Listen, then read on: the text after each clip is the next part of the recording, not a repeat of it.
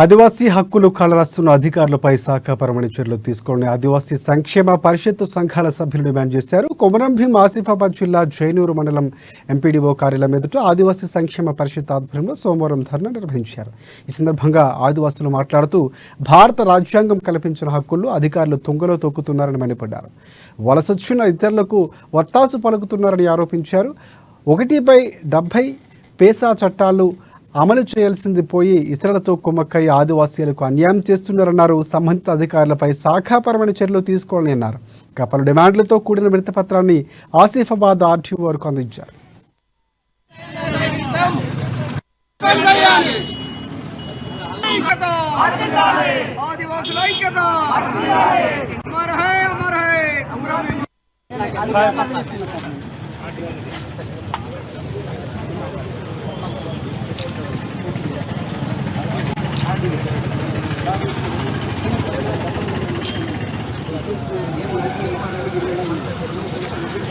అందరు వాంత పేసి 170 చట్టాన్ని అమలు చేయాలి. 170 చట్టాన్ని అమలు చేయాలి. ఆదివాసుల చట్టాలను అమలు చేయకపోతే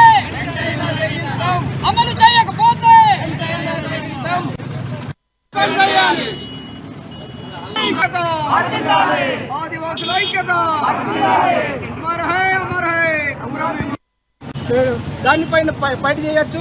ఎందుకంటే మా కొరకే ఉన్నది, జీవోలు అన్నీ ఉన్నాయి. మనమే నిర్లక్ష్యం వహిస్తే మన జీవులను ఎవరు చూడరు. మన అధికారుల పైన మనం తీసుకోపోవాలి. సార్ ఫలానా జీవో ఉన్నది, ఆదివాసీల పైన సమస్య ఇట్లా ఉంటే ఈ విధంగా ఏజెన్సీ ఏరియాలో 107 చట్టం ఉండగా మొత్తం భూములను ఆక్రమిస్తున్నారు.